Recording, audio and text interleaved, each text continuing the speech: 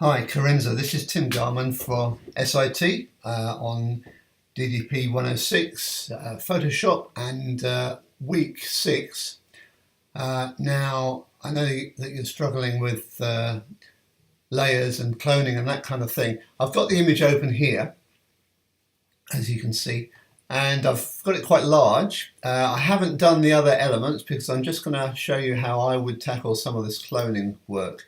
And so let's, as an example, if we were going to take out this chair, it means we've really got to paint in this edge of the bowling green over the top of that. So you've got quite a small area to work with, which is really just that area between this, whatever that is kind of a railing or a seat, and the existing seat here. So we really want to use that bit of curb to paint over here. I'm on just one layer at the moment, so I'm just working on the actual original file. So I've got my clone tool selected, my clone stamp tool. I've got a brush of 49 pixels there. That was just happened to be what was there, and it's about the right size. A smallish brush, and it's a soft brush. So as you will know, hold down the Option key or Alt key on a PC. I'm on a Mac, so it's an Option key to sample. And so I'm going to sample that little curve or that edge of the bowling green just there, and then I'm going to click over here. And I want to make sure that I line it up, because obviously up or down is not going to line up. It'll look fragmented, so make sure the curve lines up. And we can go up and paint a bit of the green in.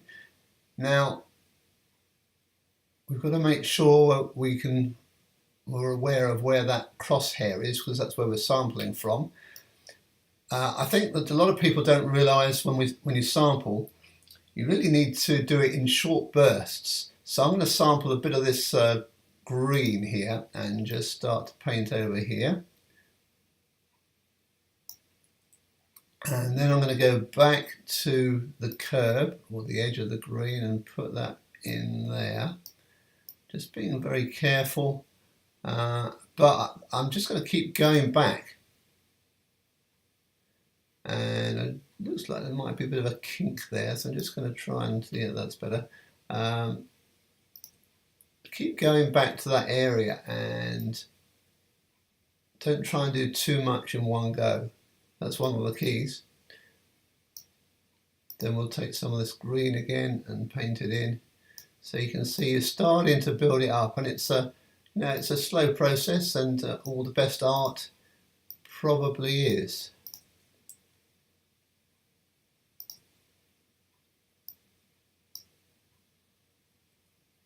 Let's sample again. I don't know if you can hear the clicks, possibly not. But I'm resampling quite often.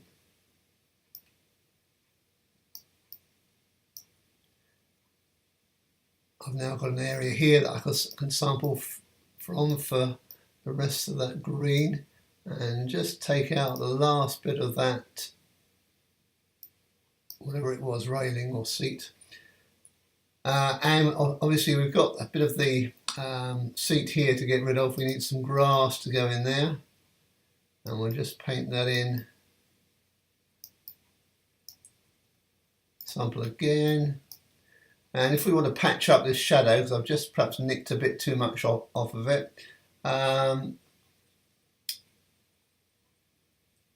what I might do, I think, is just take a bit of that curve, put that in there, just to take a little bit off that, and take a bit there perhaps.